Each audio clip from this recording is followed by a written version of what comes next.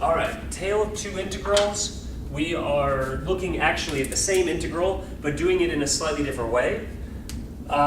Just gonna work my way through this. I'm gonna try to talk as deliberately as possible so that I'm not rushing through this. I sort of set up the fact that this video might take less time than the previous one, that the shortcut method that we're going to employ is gonna be a time saver.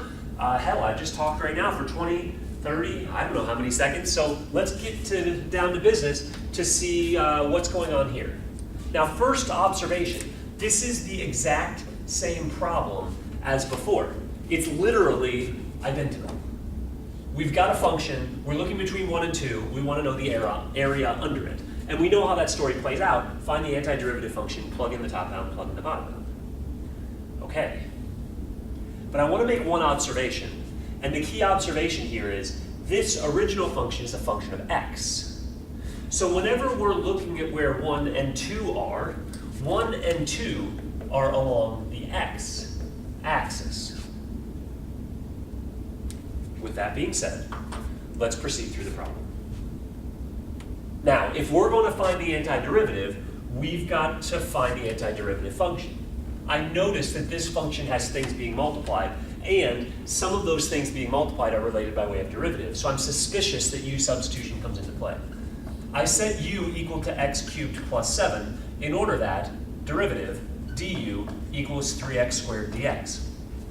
And now I notice, crap, I don't have 3x squared dx, but I have x squared dx, which is almost the same thing. It's just the same thing multiplied by a third. And so, if we want to find the antiderivative function to this function, we can first factor out the 1/3 because constant multiples can be factored out from integrals.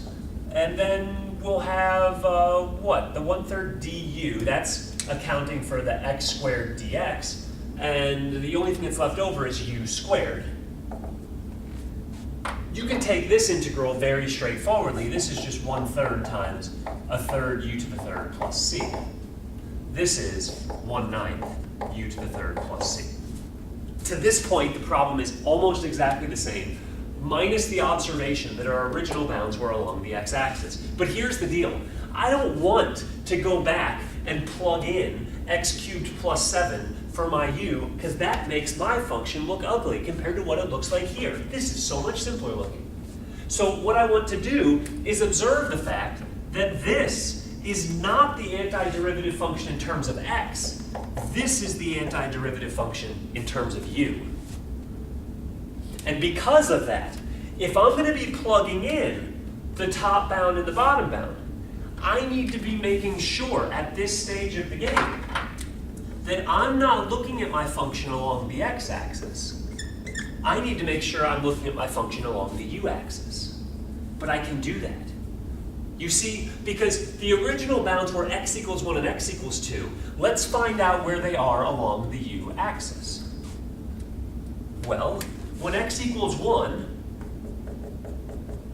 we know that u equals x cubed plus 7. So u would just be 1 plus 7, which is 8.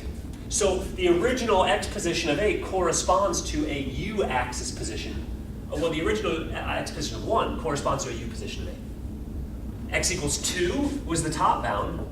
That's going to correspond to u equals 2 cubed plus 7. That's going to correspond to 8 plus 7. That's going to correspond to 15.